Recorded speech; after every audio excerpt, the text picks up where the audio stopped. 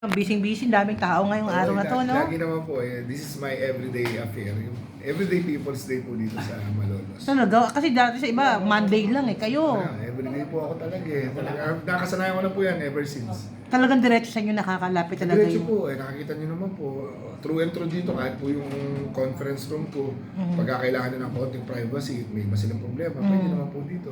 Mayroon nabasa ko, no? You will have ASEAN Environmental Summit gagawin sa Malolos? Kaya maging host? Oo.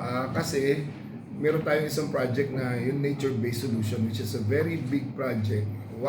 Actually, first in the Philippines to, tsaka second in the whole world, pero una rin sa buong mundo na pinakamalaki na nature-based solution. Ito yung may kinalaman po sa flood mitigation. Hindi tayo gumagamit ng simento, hindi tayo gumagamit ng bakal, walang ginagamit na ang gamit lang po natin dito kawayan, oyster o mga talaba, coconuts and everything.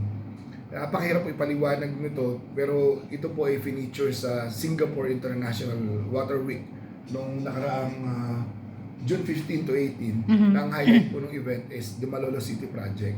So nakita nila yung magnitude, nakita nila yung quality, nagkasunod-sunod po yung invitation namin all over the world. And ang naging po, testament ng kanilang paniniwala doon sa project, gusto nilang bisitahin yung project dito. Sa Barangay Pamarawan po. For them to see personally yung development nga po and progress ng project po natin.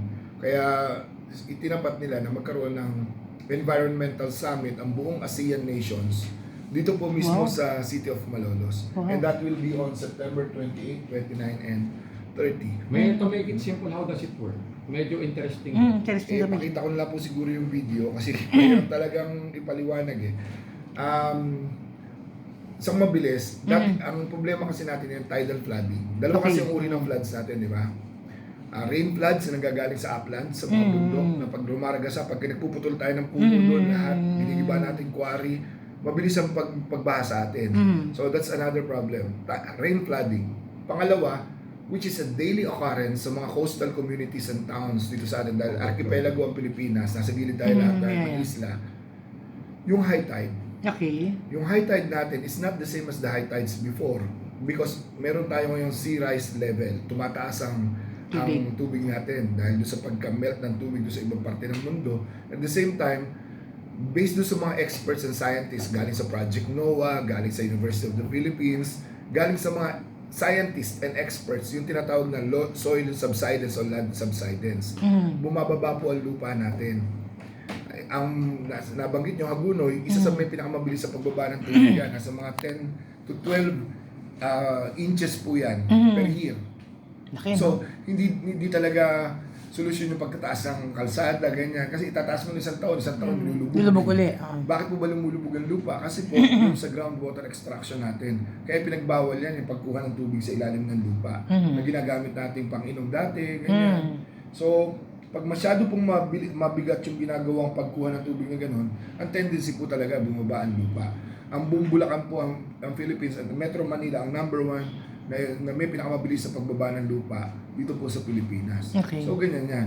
So ang ginawa nito nature-based solution, dati, pag umangat yung high tide mo, halimbawa, ang bahay mo nando doon, noong 1990, mga 2-3 decades ago, ang bahay mo nando dito, yung bangka mo, ipaparada mo doon kasi may mud floods ka pa dito, yung banlik na tinatawag.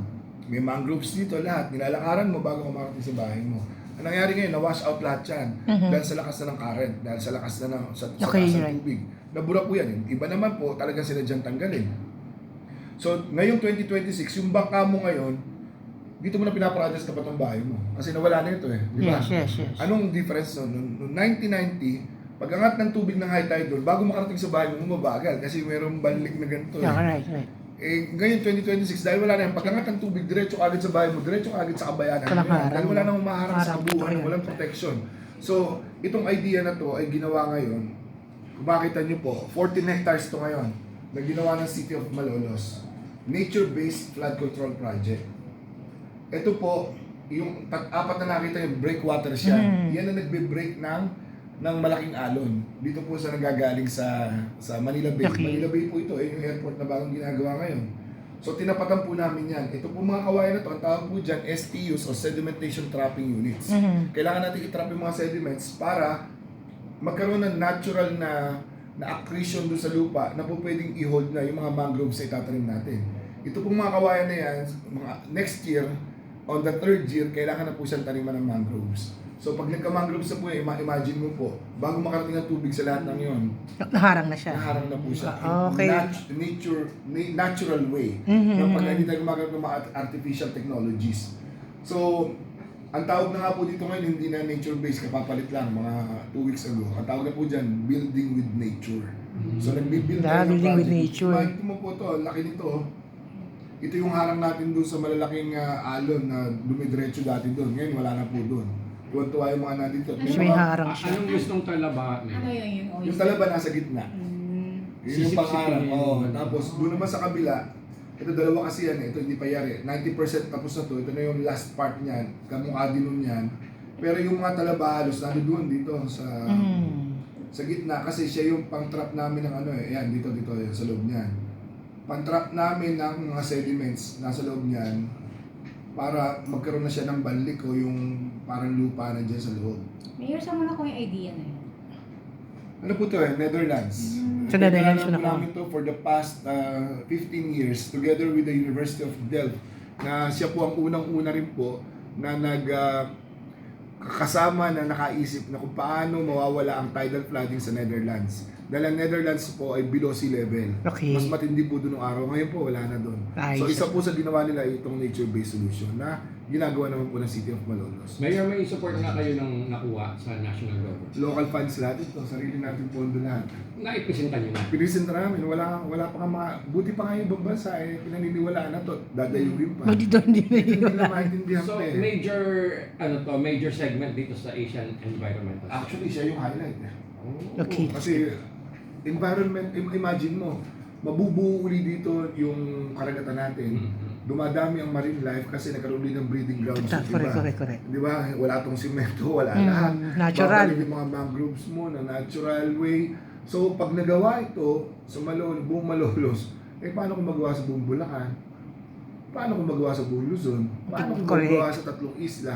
Imagine mo, mamay-merdi lahat ngayon at gaganda lalo ngayon yung pangingisda ng mga taga dito sa atin kasi buhay na buhay ngayon.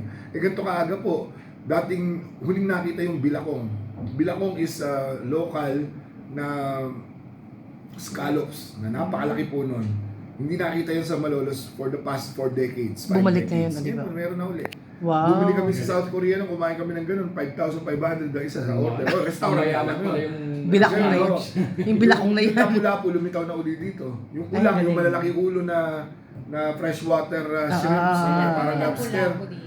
Meron na uli dito, naglabasan na po uli. Kasi nga po, matindi yung ginagawa namin sa pagbabantay against illegal fishers at pagbubuo naman po ng mga bagong breeding grounds for our marine lives na nakatulong na po. No? So makita mo po, ang daming epekto nito, hindi lang ito for flooding, pati sa environment, and at the same time, pati dun sa local produce na po pwedeng Yeah. ipangisda ng mga kababaryo natin eh. Mayor, anong naging Pero problema? Ba't hindi nakita ng national government yung importance sa kagandahan? Hindi nila tinatsaga eh. Yung tsagaan talaga to kasi napakahirap po intindihin. Nakatakot-takot na pag-aaral pa ho ito. Ilalim nito. Komplikado.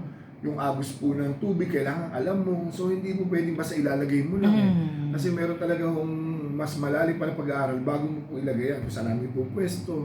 Okay. So, syempre po, yung iba gusto agad.